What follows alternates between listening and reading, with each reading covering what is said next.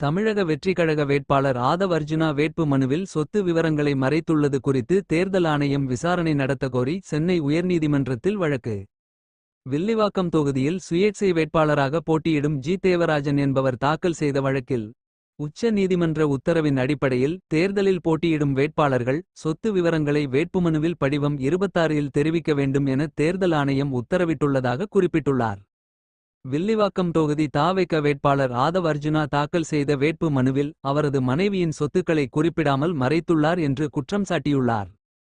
117 கோடி ரூபாய் சொத்துக்களை கொண்ட மார்டின் ப்ராப்பர்ட்டி டெவலப்பர்ஸ், 123 கோடி ரூபாய் சொத்துக்களை கொண்ட டாமினன்ட் டவர்ஸ் அண்ட் டிரேடர்ஸ் உள்ளிட்ட பல்வேறு நிறுவனங்களில் இயக்குநராக உள்ள ஆதவ் அர்ஜுனாவின் மனைவி டெய்சிக்கு சொந்தமான சொத்துக்களின் விவரங்களை வேட்புமனுவில் ஆதவ் அர்ஜுனா குறிப்பிடவில்லை என்று மனுவில் தெரிவித்துள்ளார்.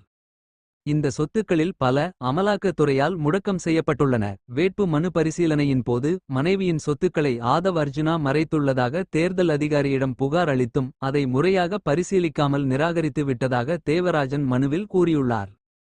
தனது புகாரை நிராகரித்து தேர்தல் அதிகாரி பிறப்பித்த உத்தரவுக்கு இடைக்கால தடை விதிக்க வேண்டும். அந்த உத்தரவை ரத்து செய்ய வேண்டும். சொத்து விவரங்களை மறைத்த விவகாரம் தொடர்பாக தான் அளித்த புகார் மீது முறையாக விசாரணை நடத்த தேர்தல் அதிகாரிக்கு உத்தரவிட வேண்டும் என மனுவில் கோரிக்கை விடுத்துள்ளார்.